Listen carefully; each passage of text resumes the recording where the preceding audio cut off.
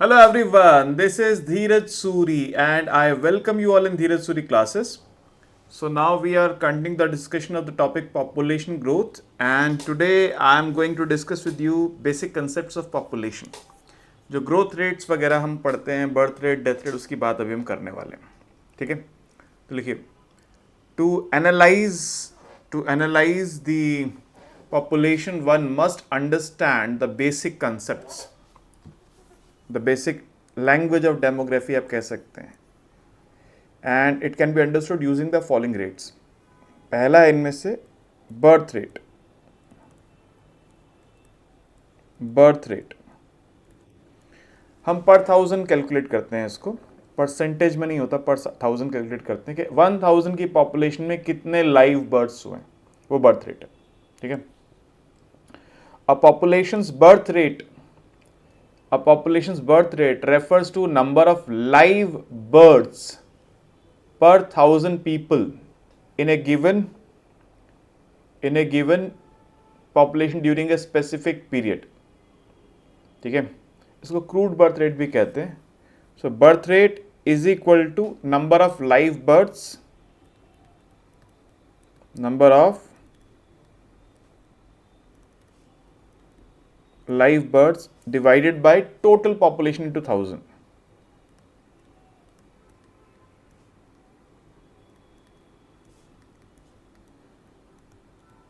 तो पर 1000 मेजर करते हैं हम लोग बर्थ रेट को. ठीक है, कितने बच्चे लाइव पैदा. देखो, कुछ बच्चे जो होते हैं अनफॉर्चुनेटली बर्थ से पहले ही उनकी डेथ हो चुकी होती है. ठीक है, तो उनको हम काउंट नहीं करते. तो जो लाइव बर्ड्स हुए उनको काउंट करते हैं कि कितने लाइव बर्ड्स एक गिवन पॉपुलेशन में एक गिवन पीरियड में हुए. जनरली एक साल में हम मेजर करते हैं. दूसरा रेट हम मेजर करते हैं, वो है डेथ रेट. ये सिंपल सा नोशन है, कितने लोगों की डेथ हुई है. Death rate is a ratio of deaths, number of deaths to the total population during a specific period of time. ठीक है, तो इसका भी फॉर्मूला वही है, number of deaths divide by total population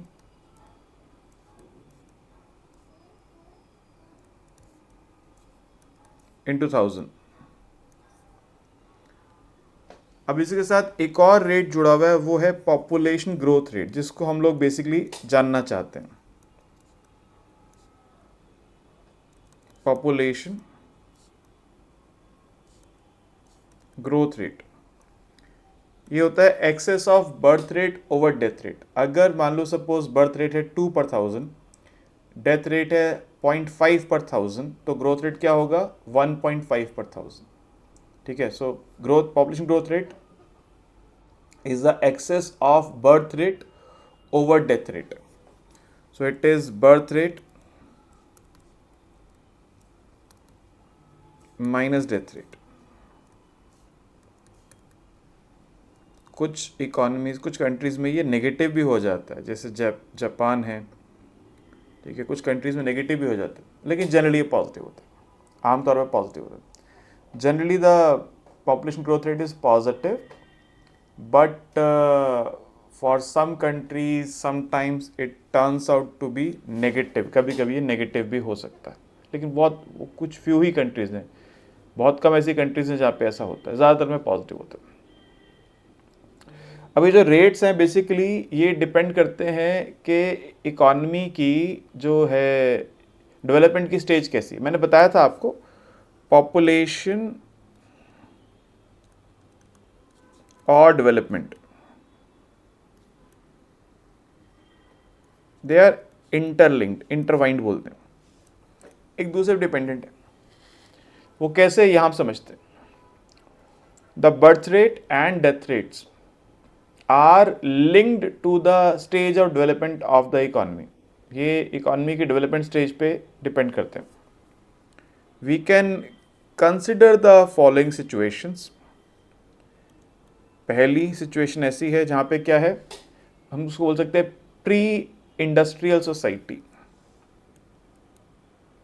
pre industrial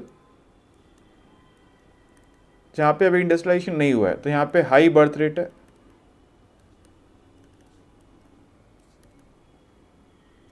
और यहाँ पे हाई डेथ रेट है।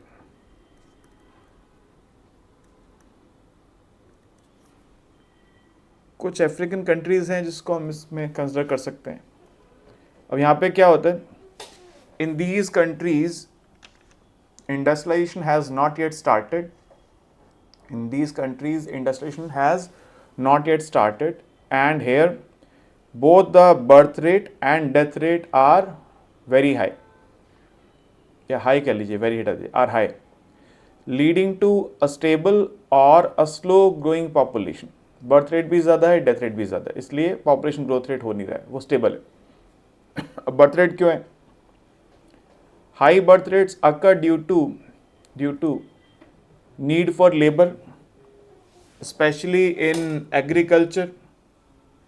Need for labor, especially in agriculture. Lack of contraception. Contraception के measures available नहीं होते, उसकी knowledge नहीं होती. And due to high infant mortality rate. भाई पेरेंट्स को लगता है कि अगर इन्फेंट मोर्टेलिटी रेट ज़्यादा है तो कितने बच्चे एडल्टहुड तक पहुंचेंगे पता नहीं, इसलिए ज़्यादा बच्चे करते हैं। और डेथ रेट्स क्यों हाई होते हैं? क्योंकि वहाँ पे मेडिकल फैसिलिटीज़ नहीं होती। High death rates result from poor health care, famine, diseases etcetera. ठीक है, दूसरा है हमारे पास, सेकंड है early industrialization. Early industrialization.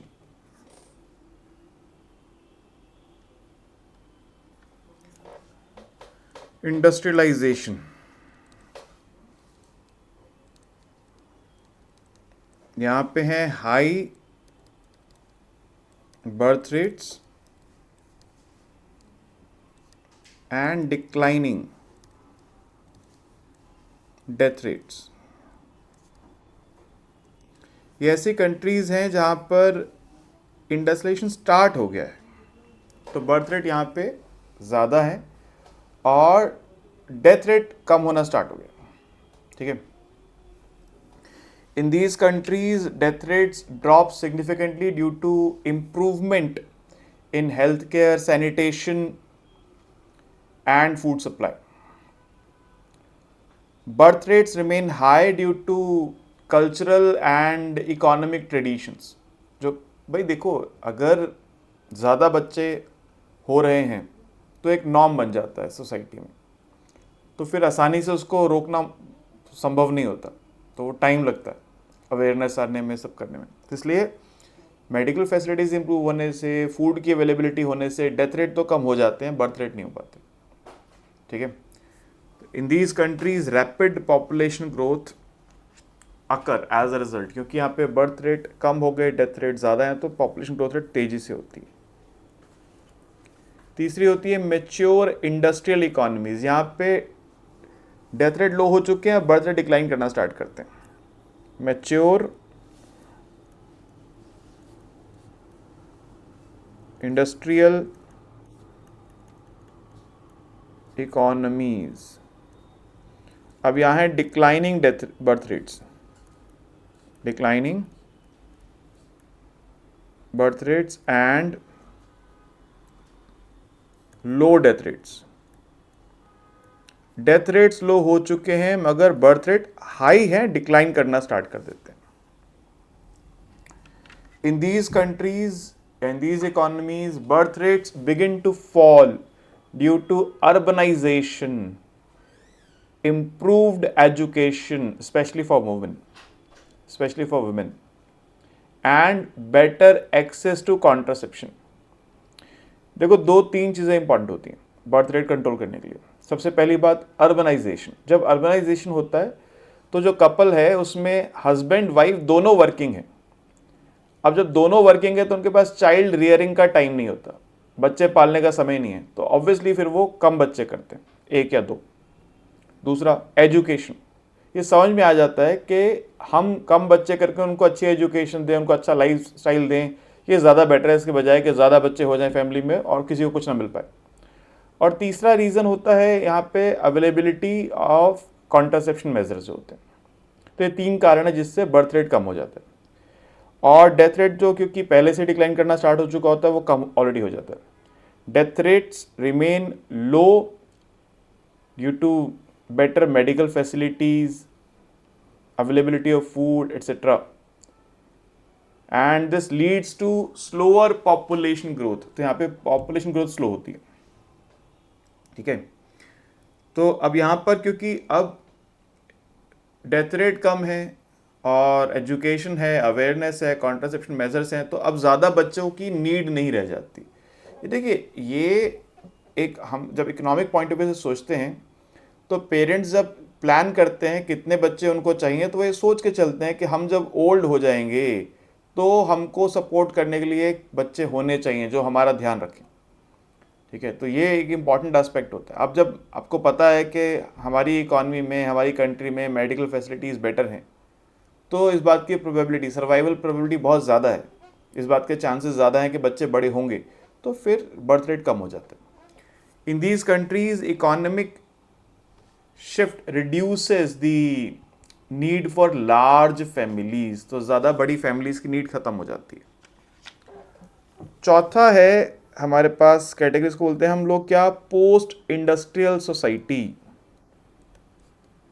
Post industrial society. अब यहाँ पे क्या है, बर्थ रेट भी कम है और डेथ रेट भी कम है। इसमें मैच्योर में बर्थ रेट रिड्यूस हो रहे थे, अब यहाँ रिड्यूस हो चुके हैं। Low birth rate and low death rate, low birth rate and low death rate.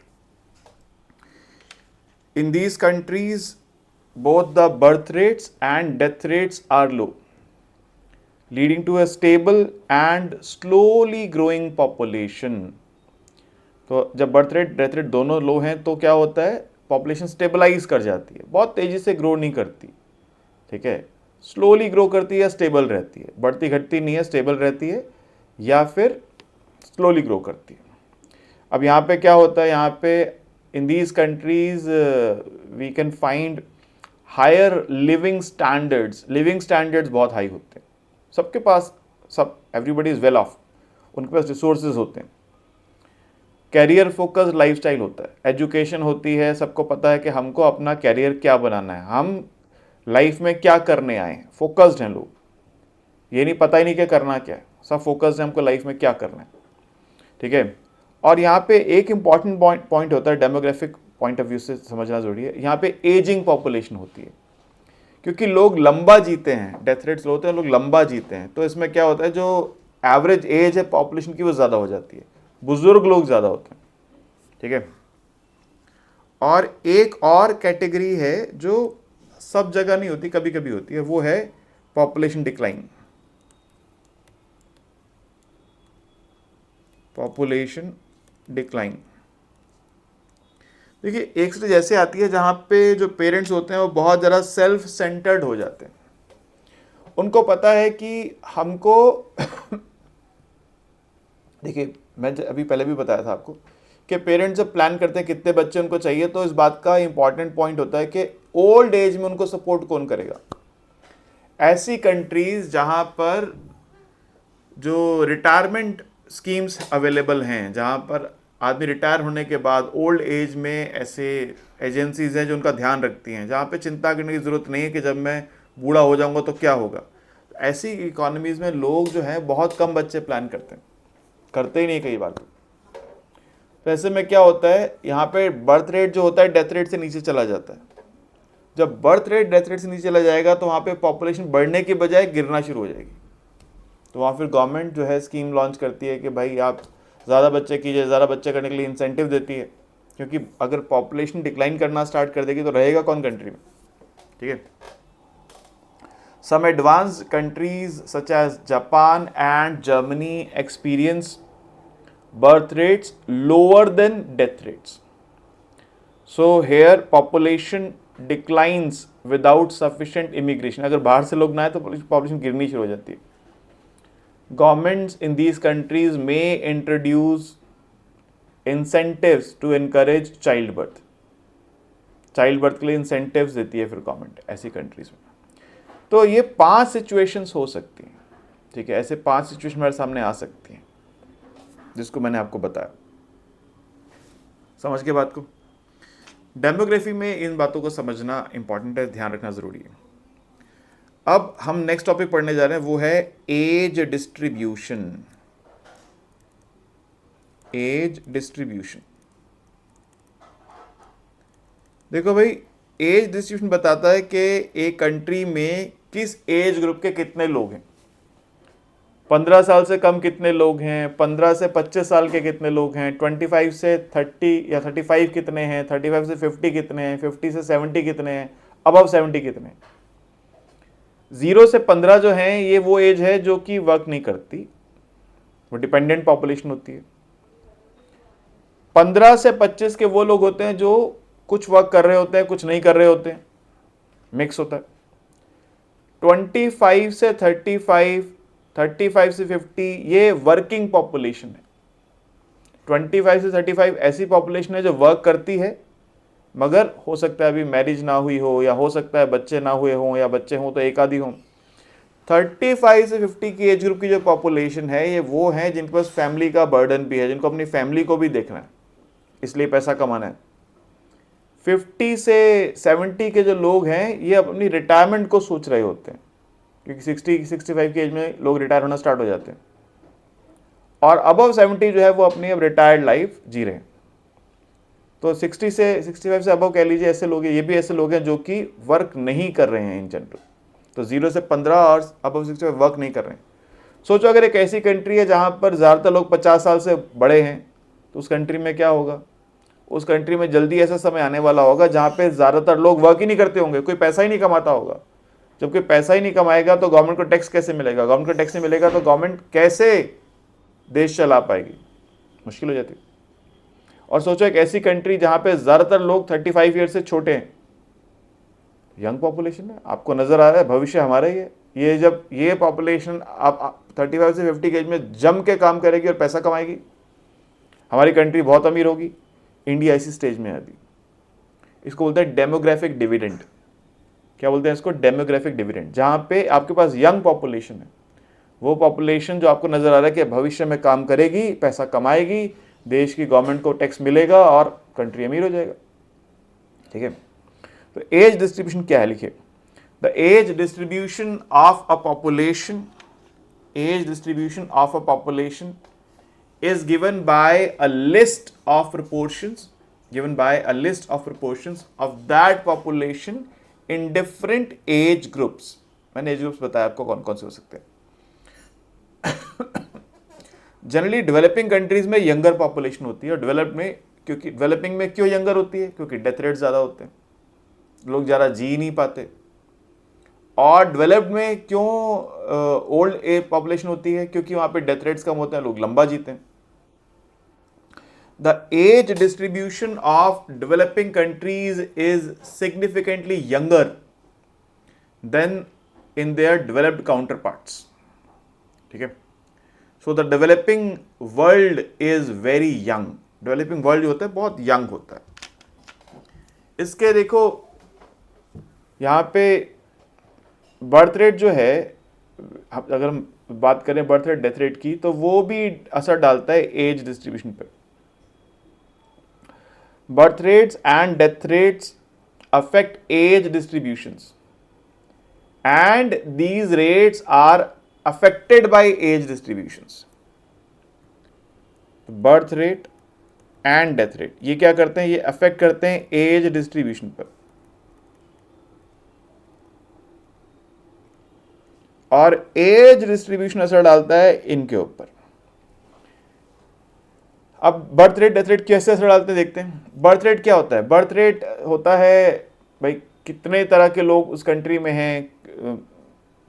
समझिए इस बात को, जो 0 से 15 की एज के लोग हैं, ये वो पॉपुलेशन है जो अभी मैरिज नहीं कर रही है, या 0 से 20 कह लीजिए, ये वो पॉपुलेशन है जो मैरिज नहीं कर रही है। मैरिज नहीं कर रही है तो बच्चे प्लान नहीं कर रही है, तो ये वो पॉपुलेशन का पार्ट है जो पॉपुलेशन को इंक्रीज करने में इसका कोई रोल नहीं है। वो लोग जो लगभग 45 की एज क्रॉस कर चुके हैं वो ऑलरेडी मैरिड हैं, अपनी फैमिली प्लान कर चुके हैं, मेजॉरिटी ऑफ देम। अब वो और बच्चे प्लान नहीं कर रहे हैं, तो ये भी नॉन प्रोडक्टिव पॉपुलेशन है from population point of view. Non productive मतलब from population point of view. Mainly जो 20 से 40 की एज की पॉपुलेशन है, या 20 से 35 टू बी इन पर्टिकुलर, ये ऐसी यंग पॉपुलेशन है जिस एज में लोग मैरिज करते हैं, बच्चे प्लान करते हैं। तो यानी अगर कंट्री यंग है, अगर कंट्री में ज़्यादातर लोग 35 से कम हैं, तो उस कंट्री में क्या होगा, ज़्यादा बच्चे होंगे, बर्थ रेट ज़्यादा होगा। बर्थ रेट ज़्यादा होगा तो कंट्री यंग रहेगी, एज डिस्ट्रीब्यूशन में कंट्री यंग रहेगी। तो दोनों एक दूसरे पर असर डाल रहे हैं, बर्थ रेट एज डिस्ट्रीब्यूशन पे और एज डिस्ट्रीब्यूशन बर्थ रेट पे असर डालते हैं। So aggregate birth rate is outcome of age distribution in a country. And number 2, दूसरी बात, age specific fertility rates of women in that country. और तीसरी बात, fraction of population in different age groups. अब मैंने एक बात बोली आपको, फर्टिलिटी रेट, इसको बताऊंगा अभी। मैंने बताया अभी बर्थ रेट कैसे असर डालता है एज डिस्ट्रीब्यूशन पे, और एज डिस्ट्रीब्यूशन कैसे असर डालता है बर्थ रेट पर। ऐसी डेथ रेट की बात करते हैं। जिस कंट्री में डेथ रेट ज़्यादा होगा, समझना बात को, जिस कंट्री में डेथ रेट ज़्यादा होगा वहाँ लोग लंबा नहीं जी पाएंगे। लंबा नहीं जी पाएंगे तो ज़्यादातर लोग यंग होंगे, एज डिस्ट्रीब्यूशन ज़्यादा लोग यंग होंगे। और जिस कंट्री में लोग डेथ रेट कम है वहाँ लोग लंबा जिएंगे, तो वहाँ पे एज डिस्ट्रीब्यूशन में ज़्यादातर लोग कौन होंगे, ओल्ड होंगे। तो इस तरह डेथ रेट भी असर डालता है। If death rate is high in a country, then most of the people will be young. So country will be a younger country. And if death rate is low, average age will be high. In these countries, a large proportion of population will be of old people. इस तरह से birth rate death rate दोनों एक दूसरे पर असर डालते हैं। Birth rate death rate age distribution पे, और age distribution birth rate death rate पे असर डालता है। अब मैंने एक बात आपसे कही थी, फर्टिलिटी रेट, जो मैंने अभी जिक्र किया था, वो भी इंपॉर्टेंट पॉइंट है, ध्यान रखिएगा उस पर। अगर शॉर्ट नोट आ जाए तो क्या है फर्टिलिटी रेट? फर्टिलिटी रेट कि एक वुमेन जो है, एक एज ग्रुप में कितने बच्चे होते हैं वुमेन को, एज मतलब 20 से 30 साल की एज में जो वुमेन है, how many children they have. 30 से 40 साल की एज में जो वुमेन है, how many children they have. 40 से 50 साल की एज में वुमेन है, how many children they have. 50 से 60 साल की एज में वुमेन है, how many children they have. तो एक एज ग्रुप में जो वुमेन है उनके कितने बच्चे हैं, वो फर्टिलिटी रेट है। और जब हम इन सबको जोड़ लेते हैं, 20 से 30 में, 30 से 40 में, 40 से 50 में, 50 से 60 में, तो आता है total fertility rate of the country. ठीक है, देखिए, fertility rate refers to the average number of children born to a woman over her lifetime in a specific population. ठीक है, एज स्पेसिफिक फर्टिलिटी रेट एक और है, age specific fertility rate. Age specific fertility rate is the average number of children born to women in a particular age group. जैसे मैंने बताया 20 से 30 साल में कितने बच्चे होते हैं एक वुमेन को एक कंट्री में, 30 से 40 में कितने होते हैं, इस तरह से इन सबको जब ऐड कर लेते हैं बनता है total fertility rate. Total fertility rate is found by adding all the age specific fertility rates over different age groups. तो टोटल फर्टिलिटी रेट मिलता है हमको जितने भी एज फर्टिलिटी रेट्स हैं अलग एज ग्रुप, उनको जोड़ने के बाद। डेवलपिंग कंट्रीज में टोटल फर्टिलिटी रेट 7 to 8 होता है, और इससे ज़्यादा भी होता है। यानी डेवलपिंग कंट्रीज में एक वुमेन अपने लाइफ टाइम में 7 से 8 बच्चों को जन्म देती है, और डेवलप कंट्रीज में नंबर 2 है।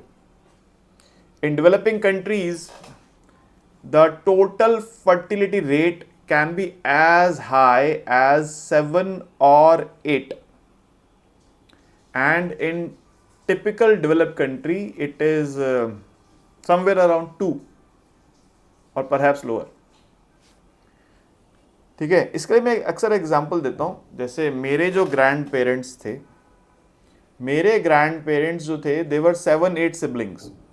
आप अपने पेरेंट्स या ग्रैंड पेरेंट्स को पूछ सकते हैं, अपने पेरेंट्स से पूछें उनके ग्रैंड पेरेंट्स कितने सिबलिंग्स थे। हो सकता है वो बताएं उनके भी ग्रैंड पेरेंट्स 7-8 सिबलिंग्स थे, या उससे ज़्यादा थे, या 5-6 थे। लेकिन आज की जो पॉपुलेशन है, जो अब 21st सेंचुरी में जिन्होंने बर्थ लिया, वो कितने सिबलिंग्स हैं? 1, 2, ऐसा ही है। तो ये एक डिफरेंस आपको साफ नज़र आएगा। जब कंट्री डेवलपमेंट की तरफ बढ़ती है तो सबसे पहले वहाँ पे क्या होता है, एक फैमिली, एक लेडी जो है कितने बच्चों को जन्म दे रही है अपने लाइफ में, इसमें बहुत बड़ा फर्क नज़र आता है। ठीक है, तो फर्टिलिटी रेट्स जो होते हैं बेसिकली ये बर्थ रेट और डेथ रेट पे भी असर डालते हैं, और वो बर्थ रेट डेथ रेट भी इन पे असर डालता है। देखो, हाई बर्थ रेट जो होते हैं वो हाई फर्टिलिटी रेट के कारण होते हैं। पहली बात तो अगर एक लेडी जो है अपने लाइफ स्पैन में 7-8 बच्चों को जन्म देती है तो बर्थ रेट ऑब्वियसली ज़्यादा उस कंट्री के अंदर। और अगर एक कंट्री में एक लेडी जो है 1 से 2 बच्चों को जन्म देती है तो उस कंट्री में ऑब्वियसली बर्थ रेट कम है। लेकिन फर्टिलिटी रेट ही अकेला कारण नहीं है, फर्टिलिटी रेट अकेला कारण नहीं होता। सोचिए किसी कंट्री के हाई बर्थ रेट का एक एग्जांपल से बता देता हूँ। एक ऐसी कंट्री है जहाँ पे 90% लोग, फॉर एग्जांपल 90% लोग 20 से 35 के एज ग्रुप में, किस एज ग्रुप में? 20 से 35 एज ग्रुप। ये वो एज ग्रुप है जहाँ पे ज़्यादातर लोग मैरिज करते हैं और ज़्यादातर लोगों के बच्चे पैदा होते हैं। तो अगर एक कंट्री में 90% लोग इस एज ग्रुप में हैं, और उस कंट्री में, क्योंकि अब ये वो एज है जहाँ पे ज़्यादातर लोग मैरिज करके बच्चे पैदा करते हैं, तो उस कंट्री में क्या होगा? बर्थ रेट ज़्यादा होगा।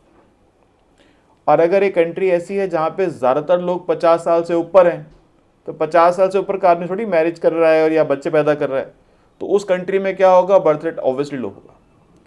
तो हाई फर्टिलिटी रेट, अब भले ही उस कंट्री में जिसमें 90% लोग 20 से 35 हैं, एक लेडी 2 ही बच्चों को जन्म दे रही है, फिर भी उस कंट्री में क्या होगा? आपको बर्थ रेट ज़्यादा इसलिए मिलेगा क्योंकि ये वो पॉपुलेशन है जो ज़्यादातर यंग पॉपुलेशन। ठीक है, तो high fertility rates contribute to high birth rate, but this is not the only factor which causes high birth rate. In a country with a young age distribution,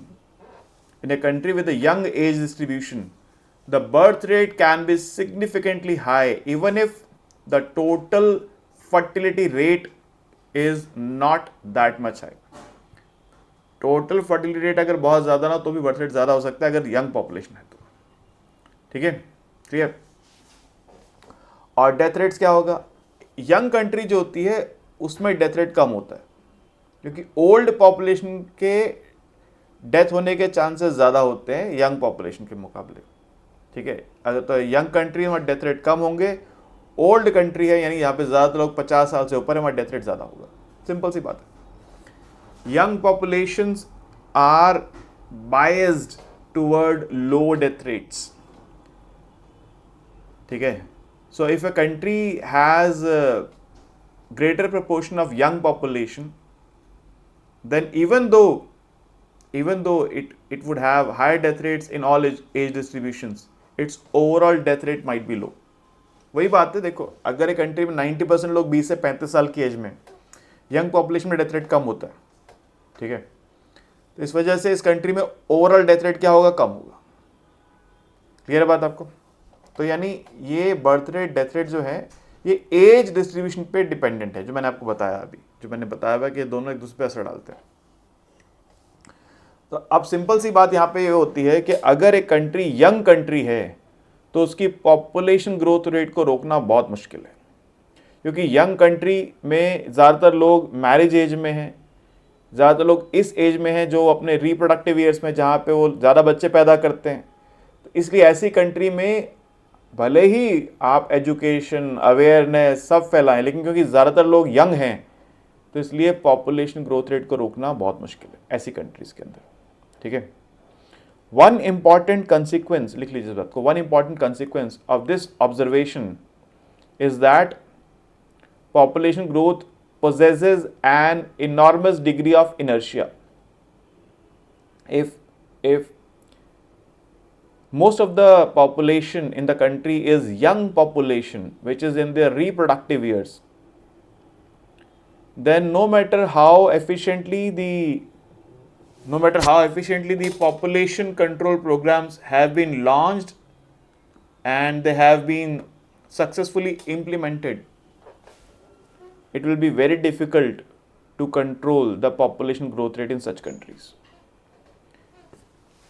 ठीक है जी, तो ये है कहानी एज डिस्ट्रीब्यूशन की, बर्थ रेट की, death rate की। तो इससे ऊपर ओवरऑल क्वेश्चन बन के आता है, कई बार आया हुआ है एज डिस्ट्रीब्यूशन के ऊपर, बर्थ रेट, डेथ रेट को कई बार क्वेश्चन बन के आया हुआ है। तो क्वेश्चन आता है तो आज जो हमने पढ़ा है वो कंप्लीट उसका आंसर होगा।